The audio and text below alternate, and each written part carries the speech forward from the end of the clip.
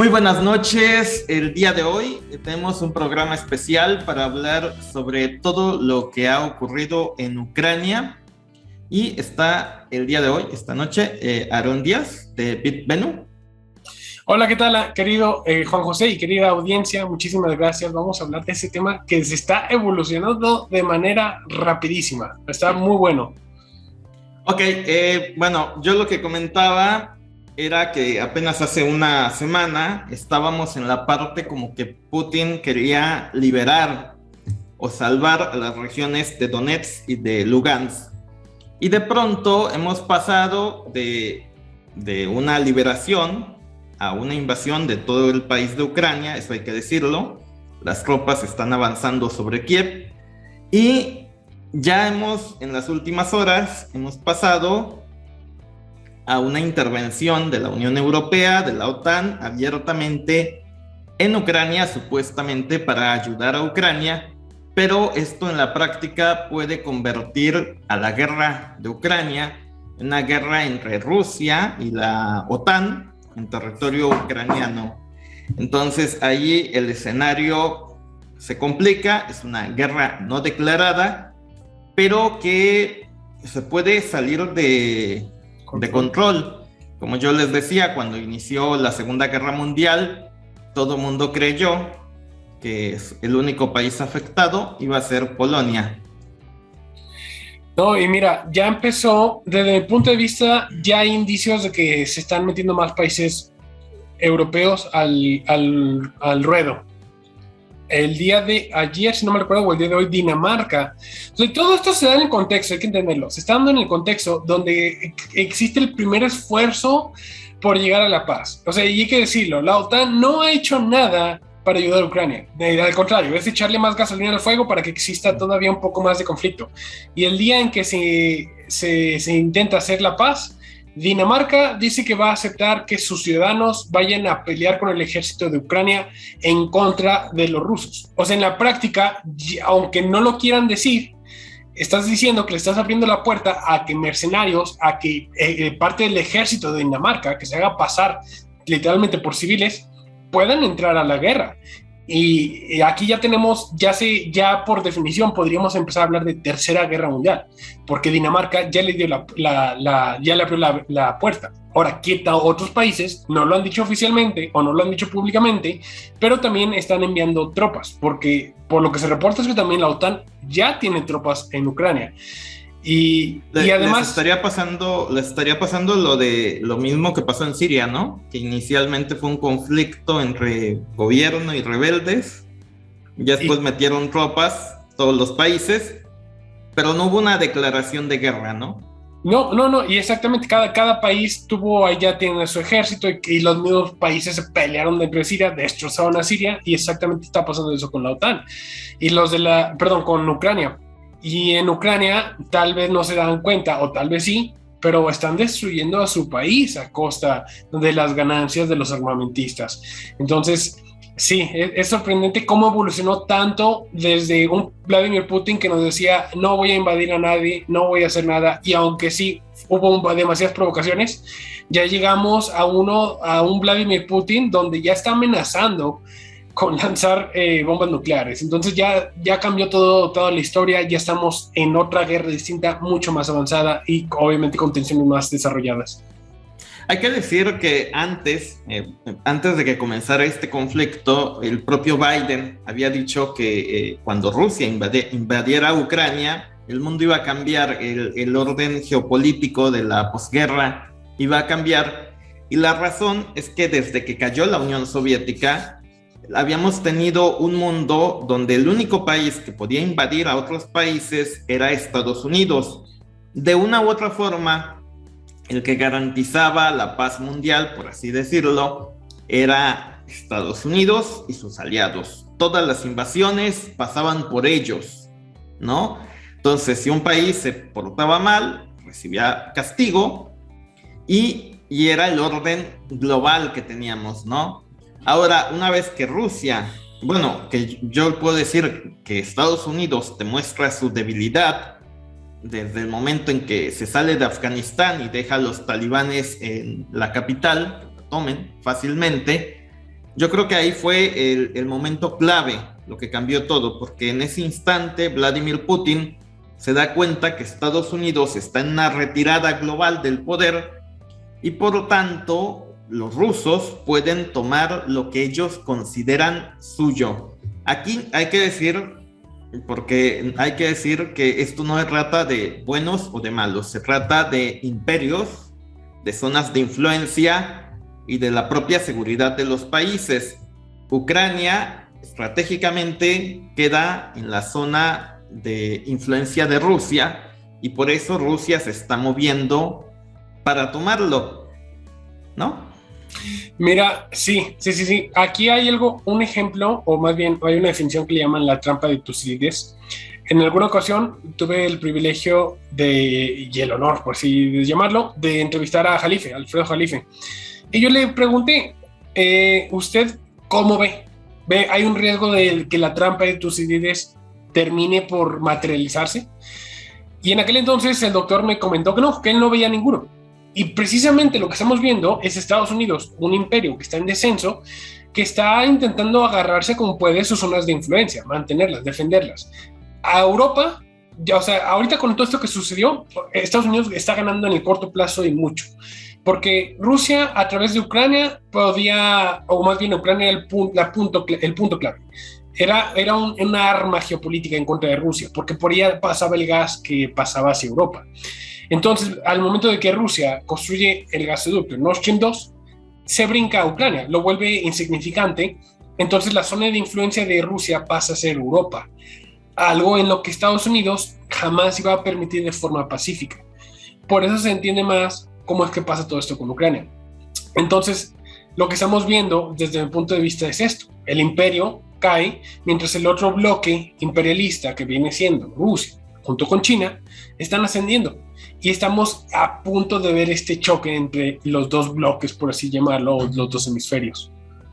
Hay que decir que efectivamente, o sea, cuando tú dices el orden político se desmorona, el orden geopolítico se viene abajo, quiere decir que estamos entrando todos al mismo tiempo en un nuevo territorio, ¿no? En un nuevo escenario donde nadie tiene contemplado realmente nada.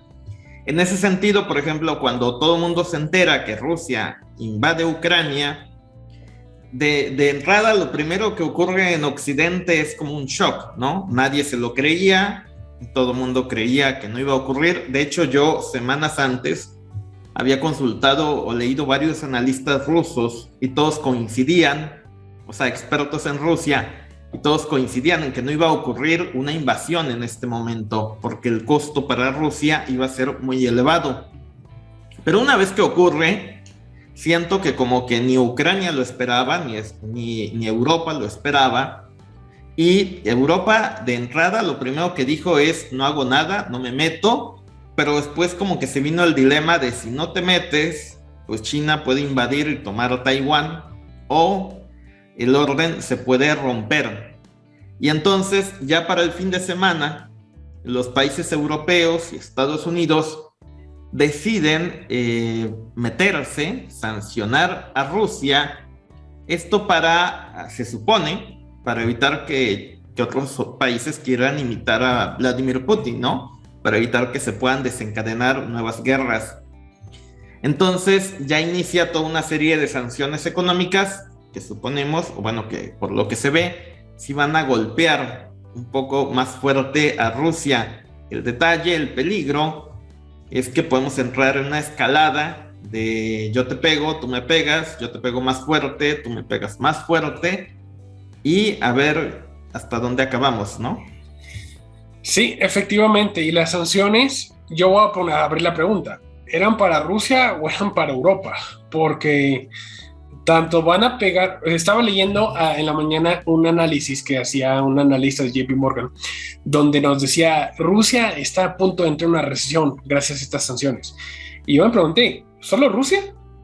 ¿O vamos a ver a Europa también entrar en una depresión? Porque Europa de la noche a la mañana le estás diciendo que el gas se le va a costar mínimo el doble o el triple de lo que están pagando, al igual que el petróleo, ya que no tienen a alguien más que se lo pueda vender. Y lamentablemente esto va a hacer que el gas para todo el mundo se nos aumente. Entonces la sanción, ¿a quién le pega realmente. Y Rusia, si ves todo lo que venía haciendo desde el 2018, se dedicó mucho a deshacerse de sus bonos de gobierno de Estados Unidos, porque ahí viene una teoría que te puede abrir la mente. ¿Realmente esto no es parte del gran reseteo? Porque por definición parte del gran reseteo era perdonar las deudas. Vamos a borrarlas. ¿Y qué es lo que pasó con una de las sanciones que dijeron? Rusia ya no tiene acceso al sistema SWIFT, o parte de sus bancos ya no tienen acceso. Ok, entonces los bonos que había comprado Rusia, o más bien que había vendido Rusia, el Banco Central, a países europeos u otros países, pues se adivina qué, ya no los pueden pagar. Porque no existe el sistema por donde enviarte el pago, porque los bloquearon los mismos europeos. Entonces en la práctica Rusia ya no paga la deuda. Y si Rusia no paga deuda, se fía que alguien más, o sea, si yo te debo a ti 100 pesos y el día de mañana me muero, tú te quedas con menos 100 pesos. O sea, al final del día no se te recuperó el dinero. Y esos 100 pesos quizás tú los ibas a ocupar para pagar otras deudas. Y aquí viene el detalle donde vamos a pensar mal. Las sanciones se hicieron para eso, o se está pensando en el gran reseteo aquí. Es una movida de esto, porque yo no entiendo, o sea, en la lógica no entiendo para qué sancionan a Rusia de la forma que lo están haciendo, si lo único que están haciendo es a ellos mismos dispararse, no en un pie, en los dos al mismo tiempo, y en las rodillas de una vez, porque se están afectando. No tiene lógica, al menos de que pienses que la idea es crearle el gran reseteo, romper la burbuja de la deuda. ¿Y quién se va a llevar la culpa en todo esto? Rusia. De hecho, hay algo, yo lo comentaba en el video de hoy, que normalmente, el concepto de reinicio económico viene desde la Edad Media, desde los famosos jubileos, que era el perdón de la deuda, que se expedía cada 50 años.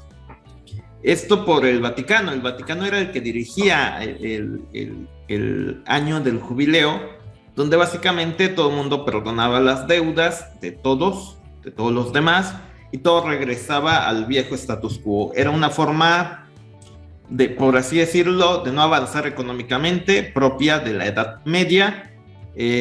¿Por qué? Porque así el Vaticano controlaba a la economía de la Europa de aquella época, ¿no?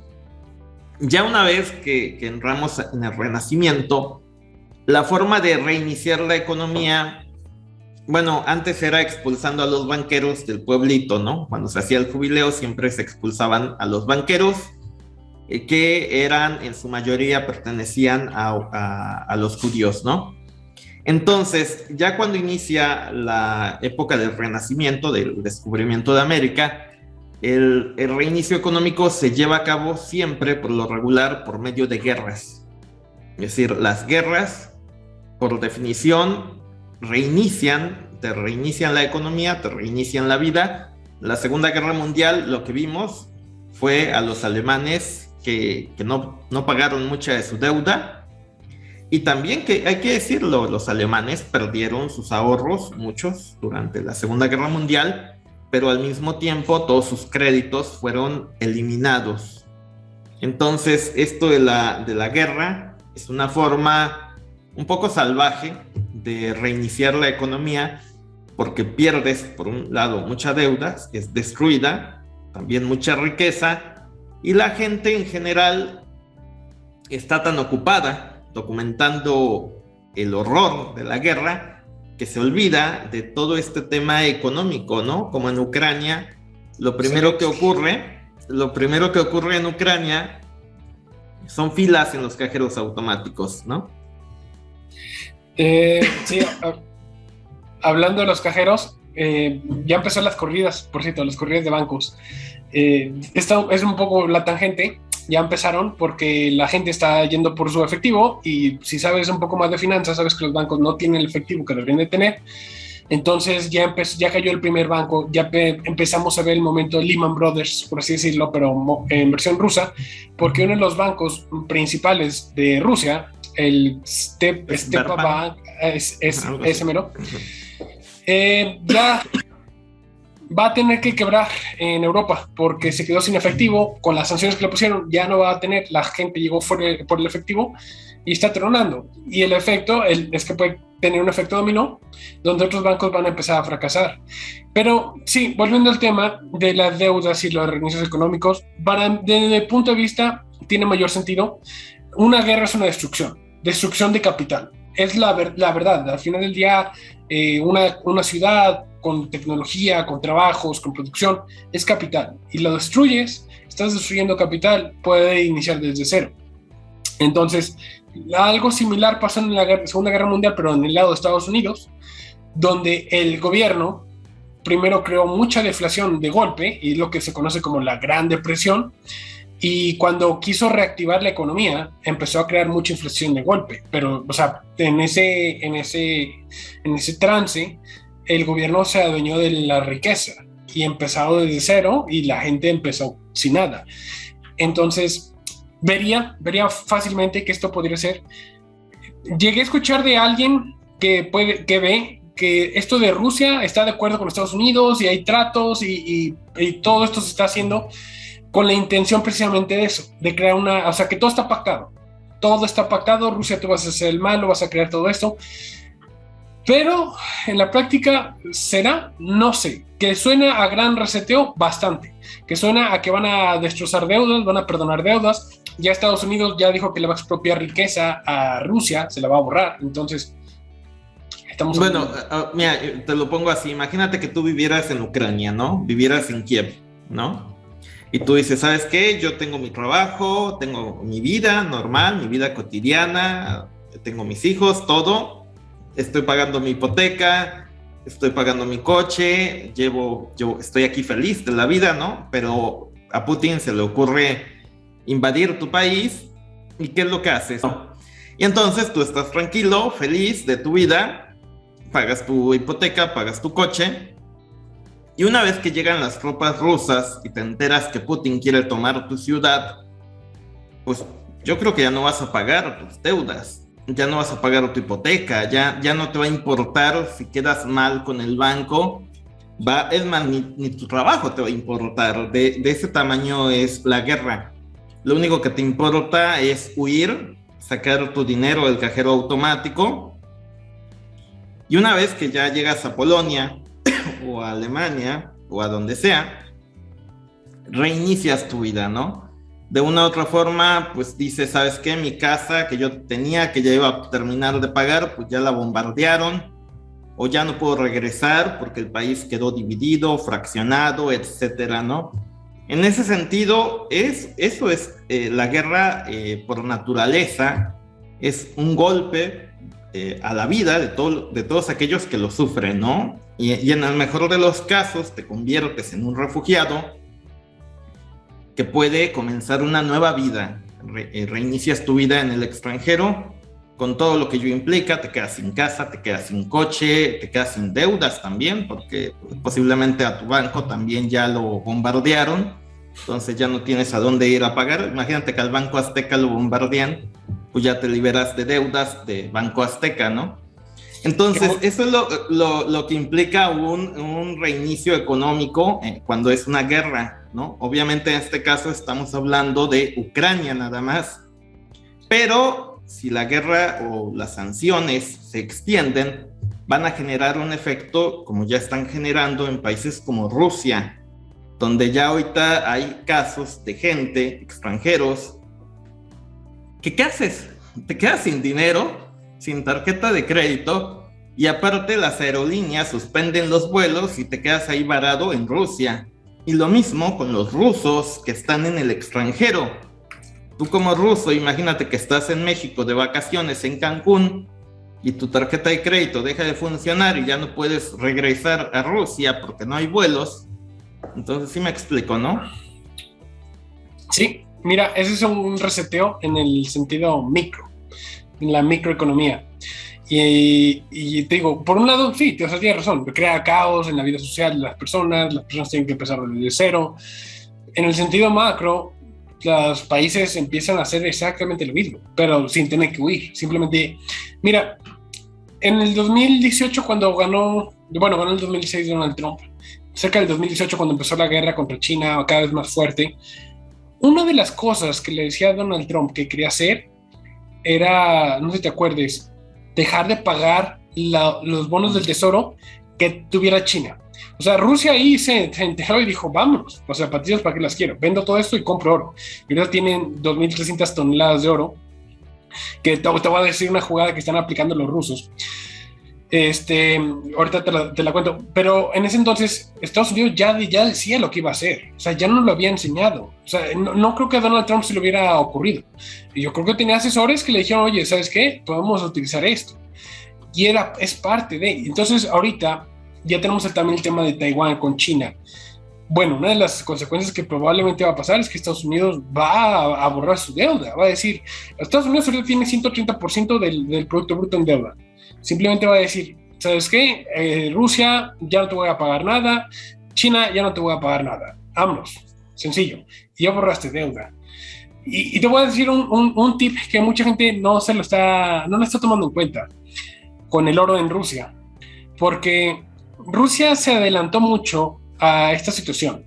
Aquí iba a haber sanciones en contra de ellos, a que posiblemente iba a haber expropiación, porque hay que llamarle. O sea, los estadounidenses y los de la OTAN le quieren llamar congelamiento de los... Ajá, congelar activos y quitárselos y dárselos a Ucrania. Robando.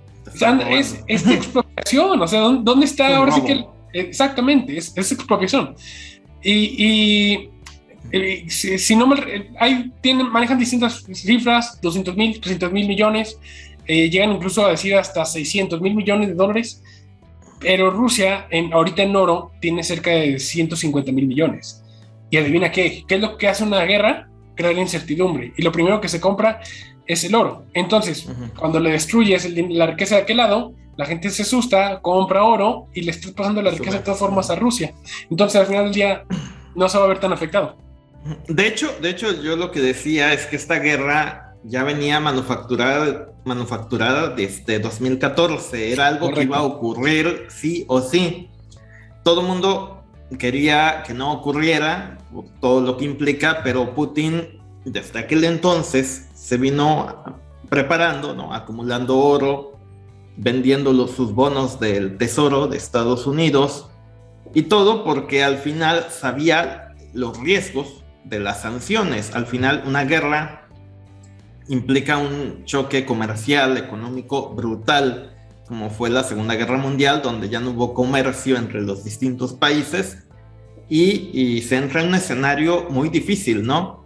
Ahorita las sanciones son, digamos, por así decirlo, es leves todavía, ¿no? Porque no se ha desconectado a Rusia del sistema SWIFT por completo. Ahorita Alemania puede seguir comprando el gas ruso y se lo pueden pagar. Yo lo que decía era que el detalle es que si ya la OTAN se mete con armas, con soldados, llamémosle voluntarios, ciudadanos voluntarios entrenados por el ejército de la OTAN, o mercenarios, como se le conoce, si tú ya metes a esa gente en Ucrania para hacerle la guerra a Putin, a Rusia, podemos llegar al momento, yo ya no lo descarto, en que Rusia suspenda la venta de gas y de petróleo. Por el momento, a pesar de la guerra, porque hay que decirlo, la mayor parte del gas pasa por Ucrania. Eso en Ucrania, las empresas de gas siguen funcionando, ¿no? No han sido bombardeadas ni nada por el estilo. Siguen operando, Rusia está respetando. Pero si llegara a ocurrir esto, o sea, si llegara a ocurrir yo ya no te vendo gas, yo ya no te vendo petróleo, lo que ocurre en Europa es un shock energético. Los mandas a una crisis energética brutal. Y hay que decirlo porque toda la gente tiene unos discursos contra Rusia en redes sociales brutales y muy absurdos. Toda la gente dice, pues sí, ya no le vamos a comprar gas a Rusia, se lo compramos a Estados Unidos y se acabó el problema, ¿no? Pero realmente no hay suficiente gas. O sea, la producción mundial no alcanza, ni la producción estadounidense, ni la de Argelia, ni la de Qatar, ni la de Noruega, que son los 4 países que suministran gas a Europa, aparte de Rusia, no alcanza para satisfacer a Alemania, que es una maquinaria que consume gas en forma elevada, ¿no? Sí, sí, no, en definitiva, es que por eso con lo que comencé. ¿Para quién son las sanciones? ¿Son para los rusos o son para los europeos? Los europeos en serio se sentaron a discutirlo, a decir, oye, ¿qué estamos haciendo? Mira, hay que decirlo rápidamente. Aquí no somos prorrusos. Aquí nadie está diciendo, ¡oh, qué bien! Vladimir Putin es el héroe. No, aquí somos pro verdad. Entonces, si no te gusta escuchar la verdad, Hollywood hace muy buenas películas y estoy seguro que va a ser una donde Vladimir Putin es el malo. Ahí si quieres entérate de qué es lo que pasó en la guerra con Rusia. Pero si te gusta, o sea, realmente saber qué está afectando y cómo va a afectar los europeos actualmente, lo que va a suceder es que muchas empresas, no sabemos ahora qué empresas manejaban, qué empresas estaban manejando con estos bancos que fueron sancionados. Es que fueron 2 sanciones que van a afectar a estas empresas. Una, la de los bancos, los 4 principales bancos fuera del SWIFT. Pero además otra, que las empresas que compren euros o más bien vendan en euros o en alguna otra divisa extranjera, tienen que vender las ganancias, el 80%, por rublos para intentar recuperar su economía, porque el rublo se cayó 50% en lo que fue el fin de semana. Entonces, es que hay que ver todo esto. Para los europeos no va a haber gas. O sea, si quieres que Europa viva de gas estadounidense, del fracking, va a tener que llevarlo licuado en barcos. Te va a salir mucho más. Y ahorita que no hay barcos, o sea, de por sí no hay barcos para hacer la cadena de suministro de China a Los Ángeles. Tú estás pidiéndole que ahora envíe de Estados Unidos, de la costa este a Europa, gas, porque decidiste meterte en una guerra contra Rusia. Ese va a ser un problema fuerte. Se las pongo tan fácil, ¿no? Como aquí en México, ¿no? Que Texas nos suministra gasolina por barcos, ¿no? Y que llegado el momento, a pesar de que Texas sí tiene, en este caso, suficiente gasolina para llevarla a México, aún así hemos pasado por episodios de escasez de gasolina, ¿no? Pero en el caso del gas natural, el detalle no es ni siquiera la capacidad de los puertos, no es si los europeos van a poder pagarlo o no. El detalle es que no les va a alcanzar. O sea, aunque se llevaran todo el excedente de Estados Unidos, no les va a alcanzar, porque Estados Unidos también ocupa para el país, y también aparte, hay que decirlo, debe de venderle a México algo. Bueno, si los europeos nos quitan el gas, suponiendo, los afectados van a ser ellos, que no van a alcanzar, pero también México, ¿no? En ese caso sería un escenario también grave para México si llegara a ocurrir esto. Para la gente que se pregunta, ¿no? De cómo puede afectar a México, pues hay que decir que un buen porcentaje de la energía eléctrica en México se produce por medio del gas natural que traemos de Texas. Y si ese gas se lo llevan los europeos por su crisis energética, a ellos no les va a alcanzar, aunque se lo llevaran todo. Pero nos van a dejar a nosotros descobijados y nos vamos a quedar en una situación de apagones generalizados en México, con crisis energética en México, porque el país pues, no tiene suficiente gas natural. Entonces, el tema de Ucrania no es simplemente odio a Putin, hay que medir las palabras, porque si esto se vuelve mucho más grave, aquellos países que no sean energéticamente sustentables la van a pasar mal. Y en ese sentido, México la puede pasar bastante mal, ¿no? Mira, te la voy a poner para que la gente lo entienda el por qué. Suponiendo que tenemos un vecino en común. O sea, tú vives en San Luis, yo soy de Aguascalientes. Y tenemos un vecino que está en medio de nosotros. Vamos a llamarle Pancho. O sea, y yo todos los días le vendo pan a Pancho. Pero tú de repente tienes mucha hambre. Y tú me dices, oye, ¿sabes qué? Yo te compro el pan al triple de lo que te compra Pancho. O sea, yo le voy a decir a Pancho, oye, me quedas muy bien, lo siento mucho, pero me voy con el que me pague más. Y ese es precisamente el riesgo que vive México. Hay que simplificar las cosas para que la entienda la gente, o sea, la gravedad. Porque el tema de Ucrania va a afectar hasta Argentina, nos va a afectar a todos. Rusia vende gas, petróleo crudo, bueno, petróleo refinado y petróleo crudo. Y vende trigo, vende mucho trigo. Entonces, ¿de qué está hecha la cocina europea? Pues de trigo. Estás diciéndoles que se les va a subir no solamente el gas para cocinar, sino la comida para comer. Se les va a subir el petróleo para moverse. Y estás causando una crisis. Se va a acentuar mucho la desigualdad en ese futuro. No sé si te acuerdas que también en una plática que tuvimos acerca del metaverso, hablamos de cómo el petróleo eventualmente al momento de estarse acabando, era muy posible que se iba a simplemente haber dos clases sociales, la rica y la pobre. No va a haber clase media. Y esto va a afectar eso, va a acelerar eso, porque los ricos van a poder vivir como si nunca hubiera pasado nada. Van a poder pagar su luz, su gas, su comida, sin problemas. Pero la mayoría de la clase pobre va a empezar a vivir sin nada. O sea, se le va a acabar mucho. Y el problema es que esto va a afectar en varios países al mismo tiempo, gracias a las sanciones, excepto en Rusia y en China, porque tienen unos acuerdos. Hay que decir algo, hay que decir que el escenario que más nos conviene a todos, el que más le conviene a todo el mundo, es el escenario donde Rusia invade a Ucrania, ya que la invadió, se acaba la guerra en una semana y el gobierno de Kiev es depuesto y, bueno, Ucrania se queda bajo el yugo, si lo quieres escuchar, decir, de Moscú, ¿no? Ese es el escenario menos peor para todos nosotros. El escenario más grave es lo que podemos llegar a ver, que es Rusia que cierre el gas y el petróleo. Ahí sí afecta a todo el mundo. Y yo lo que decía en un momento dado, si eso llegara a ocurrir, bueno, México, la mitad del país se quedaría sin energía eléctrica y aparte tendríamos que pagar la gasolina por lo menos al doble, porque Rusia es el tercer mayor productor de petróleo. Entonces, yo por eso creo en redes sociales que hay que controlar el odio que se tiene hacia Putin, hacia Rusia, porque el mundo depende, esta economía depende del gas y del petróleo ruso para poder funcionar. Sin eso, toda la economía de Occidente y de una buena parte del mundo se viene abajo, ¿no?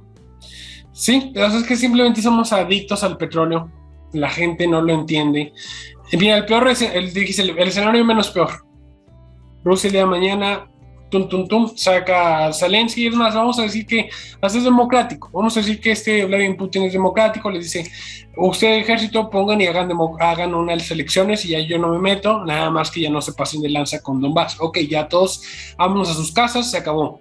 Ese sería el mejor escenario, que sería siendo peor.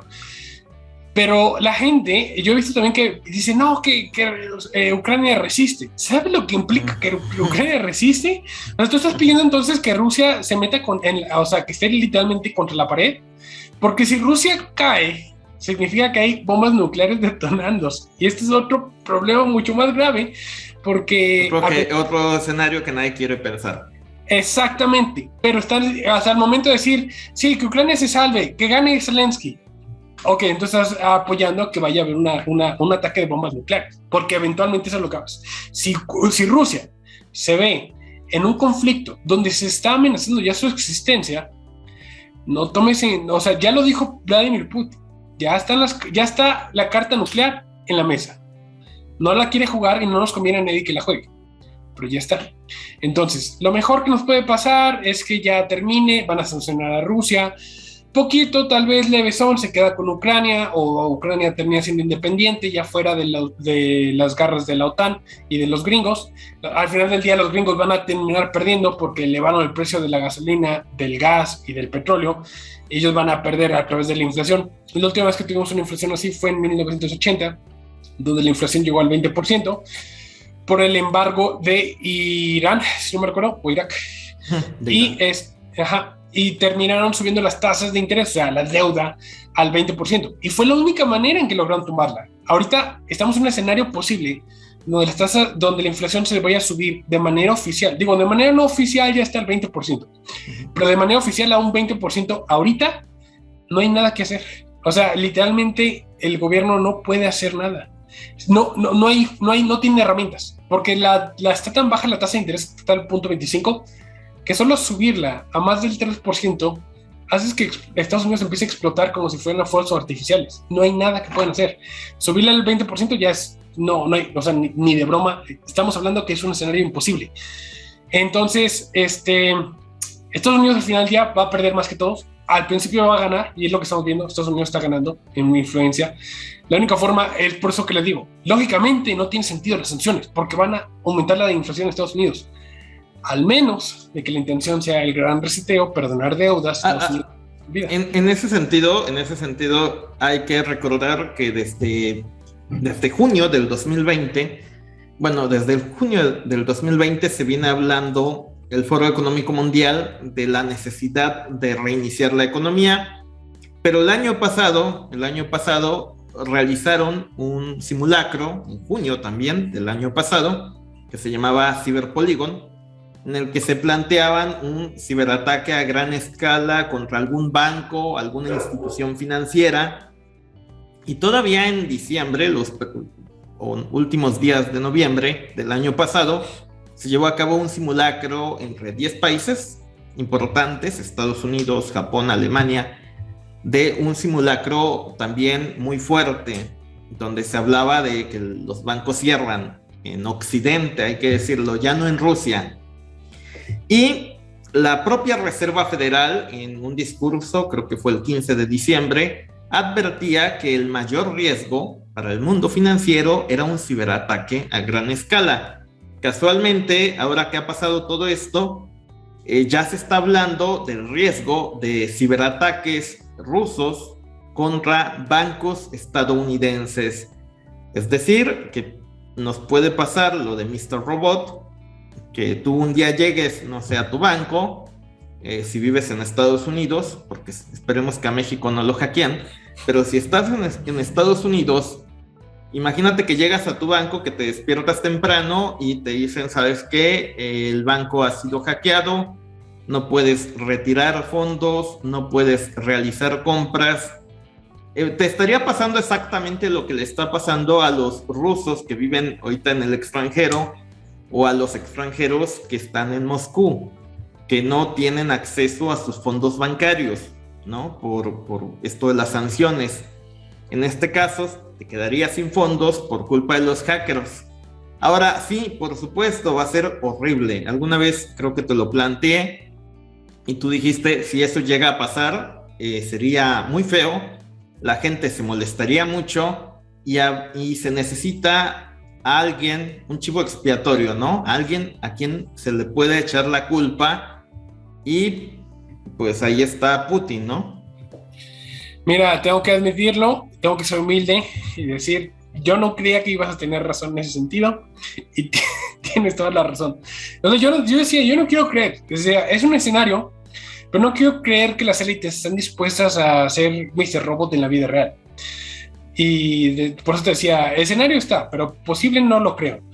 Y como tú dijiste, ya hice el contexto. Poco a poco se fue dando que más y más las élites nos han venido anunciando que se viene un ciberataque. Tan solo el día de hoy el FBI ya anunció a los bancos, les advirtió que si vienen ciberataques rusos, o sea, obviamente aquí le van a echar la culpa a Rusia. La cosa se va a poner fea cuando pase, si es que pasa. He escuchado a distintas personas al respecto y todas coinciden en el sentido de que el criptodólar no lo aceptarían las personas amablemente.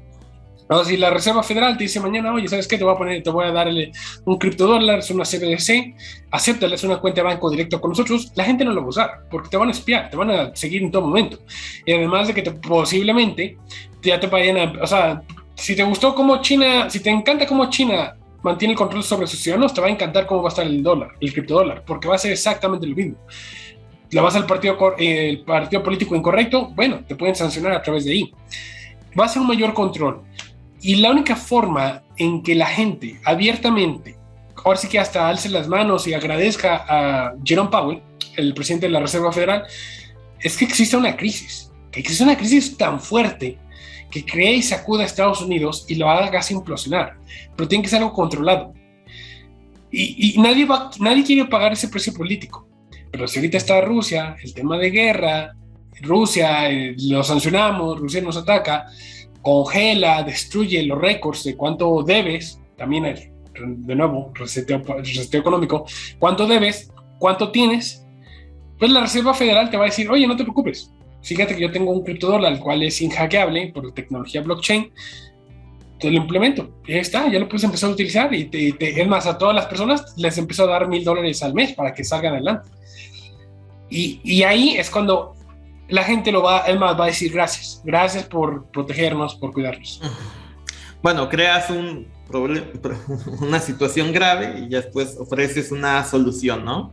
La solución ya la tienen, hay que decirlo, esto de las CBDCs ya viene manufacturándose, pero exactamente la única forma en que tú, por ejemplo, puedas aceptar este tipo de monedas es con la campaña de esta moneda no es inmune a los hackeos de Rusia.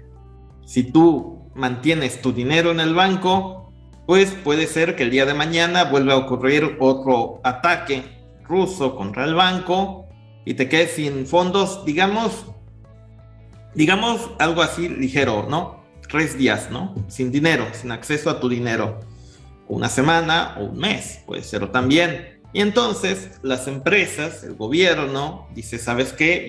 Yo como empresario no me puedo paralizar, me muevo a esta nueva tecnología.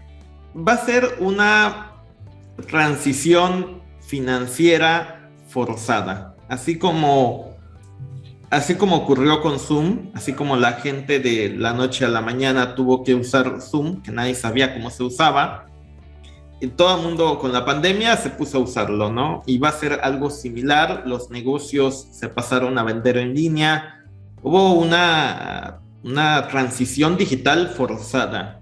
Bueno, ahora vamos a tener la segunda parte, que es una transición financiera forzada. Que sí, que va a quedar, que mucha gente puede decir, el efectivo es, ¿cómo te puedo decir? Que el efectivo va a ganar si ocurre eso. Pues realmente no, porque uno, y tú lo sabes, uno no puede vivir sin el servicio de la banca. O sea, puedes tener el efectivo, pero tarde o temprano vas a necesitar del servicio de la banca para realizar pagos o recibir dinero, ¿no? Entonces, toda la gente sin querer y sin darse cuenta se va a ir moviendo a esto de los CBDCs y va a ser la segunda transición en menos de 2 años, ¿no? Y mira, hay dos cosas. El efectivo va a empezar a crearse una ¿cómo decirlo? Van a empezar a haber $2, el dólar en efectivo y el dólar digital. Y el dólar en efectivo va a empezar a valer más. O sea, así como el oro en físico puede valer más que el oro digital, que a través de ETFs, va a pasar algo similar. Lo que la gente no está pensando, o sea, porque mucha gente va a decir, no, yo soy resistente a la CBDC, yo no quiero CBDC, yo no quiero tampoco tener mi dinero en el banco, ok, está bien, es válido, es un pensamiento muy válido. Voy a tenerlo en efectivo. Muy bien, adelante, guárdalo bajo el colchón. El detalle es que eventualmente es tan fácil para el gobierno simplemente decir, el dinero ya no vale, el efectivo ya no vale. Porque y de nuevo pueden utilizar a Rusia como el problema. Pueden decir, es que el efectivo... Es más, te voy a dar un menú de buffet, ¿qué pueden agarrar? Buffet, pueden agarrarse a Rusia diciendo que hackea, pueden decirte que es inseguro manejarlo el dinero, pueden decirte que es por el virus que está en el billete, pueden decirte que es por el cambio climático, porque tienes que estar cortando árboles. O sea, pero ya tienen las razones suficientes para decirte, lo cancelamos y nos pasamos a las CBDCs. Y para evitar la resistencia, otra cosa que yo estoy previendo, no va a haber, y mucha gente, quizás cuando salga la CBDC y te la impongan, porque te la van a imponer. O sea, tú vas a pensar que tú la quieres, pero no, te la van a imponer. No te van a tratar mal. De hecho, va a ser lo mismo que con efectivo. Es probable que inclusive permitan que, bueno, grupos organizados, ya sabemos a cuáles me refiero, las utilicen. No van a irse en contra de ellos, porque quieren que la gente sienta con confianza, que sientan que es lo mismo que efectivo y que lo pueden utilizar con completa libertad. El detalle es que primero te van a dar la zanahoria, y quizás se tarden 10 años, quizás 20 años, quizás 30 años, pero de que te viene el garrote, te viene el garrote. O sea, hay que pensar tan solo en todo el tema de Bretton Woods. El dólar originalmente no fue una herramienta no fue un arma para conquistar el mundo. Eventualmente, aunque ese era el plan inicial, se tardaron bastante en dejárselo caer a las personas, en dejarles caer el dólar es un arma. El dólar es un arma que al final del día mucha gente lo usa como dinero, pero al final del día es arma de Estados Unidos. Y eso mismo va a ser la CBC. Y por eso mismo estoy segurísimo que al principio no van a hacer nada. Y de verdad, vas a poder, si lo que quieras comprar, ahí va a estar y nadie te va a perseguir. Pero es cosa de que eventualmente sí lo van a hacer. Y ese es el futuro que estoy viendo. Bueno, en general, bueno, ya para concluir, porque para no prolongar tanto el tema, mira, sin duda, yo siempre he dicho, cuando uno habla del tema de reinicio económico, todo el mundo sabe, ahí viene, ¿no? Es como el meteorito de la película, ¿no? Pero realmente todo el mundo, o sea, te lo dijeron desde junio de 2020, ahí viene algo, ¿no? La gente realmente decía, después de una pandemia, que puede ser peor, ¿no? Ya sabemos que sí hay cosas peores, ya sabemos que también hay cambios fuertes que nos esperan y que están a la vuelta de la esquina.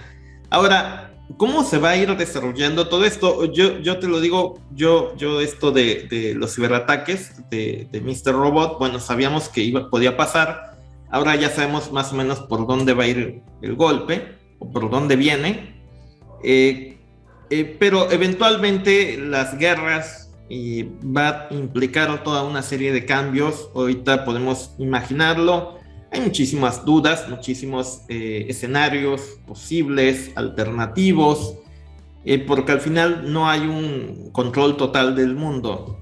Pueden ocurrir muchas cosas distintas, pero por lo que se ve, ya podemos ver que hay un camino que sí busca eventualmente un cambio en el sistema financiero mundial, ¿no? Sí, no, o sea, en definitiva ya está en la transición, el cambio ya está en curso. O sea, vi una imagen que me gustó mucho, que era una calaca manejando un tren y había distintas paradas y decía el gran reseteo, se llamaba el tren. Y el primero que te marcaba era COVID, bueno, el virus de la pandemia, el Resident Evil, como le llamo yo. El segundo parada es guerra con Ucrania y tercera es Gran Depresión. Entonces, para hacer este gran reseteo, que sea al final del día, un gran reseteo es una gran transición, podamos hablarle así. Y entonces, estamos transitando a donde las élites nos quieren llevar ahorita, que posiblemente va a ser un futuro digital, que de nuestro gusto no hubiéramos querido. O sea, nadie en su sano juicio diría, me quiero conectar a un metaverso donde vivo en el monte, en vez de irte a vivir al monte. Pero si te dan las condiciones suficientes o son suficientemente malas para que vivas ahí, con gusto lo tomas. Y eso es lo que yo estoy también previendo, que estamos viendo una transición hacia un futuro forzado digital. El no tendrás nada y serás feliz. Hay que decirlo también que todos los cambios a lo largo de la historia de la humanidad, la mayoría de ellos han sido forzados, ¿no? La gente, nadie en su sano juicio va y se mete a una fábrica a trabajar, ¿no? Si puedes trabajar en el campo. ¿Qué hacen? Destruyen el campo y te vas a la fábrica. Nadie se mete al metaverso, pues ¿qué haces? Destruyes lo bueno de este mundo y te vas al metaverso porque es lo único que te queda. Pero en general, si revisamos la historia, la transición económica, política y social, siempre ha sido forzada, empujada. Siempre te dan un empujón para que vayas a donde se supone que debes de ir. Bueno, y yo creo que para no hacerlo más largo, finalizamos con esto. No sé si quieras dar algún comentario final. Bueno, agradecer a todos los que nos vieron. Espero que el video les haya gustado. Decir también que las élites aman el control. Mucha gente se confunde con los bancos centrales que tienen dinero. A ellos no les interesa el dinero. Los bancos no les interesa el dinero. Les interesa el control. Y el metaverso es la cúspide del control de la realidad que percibes.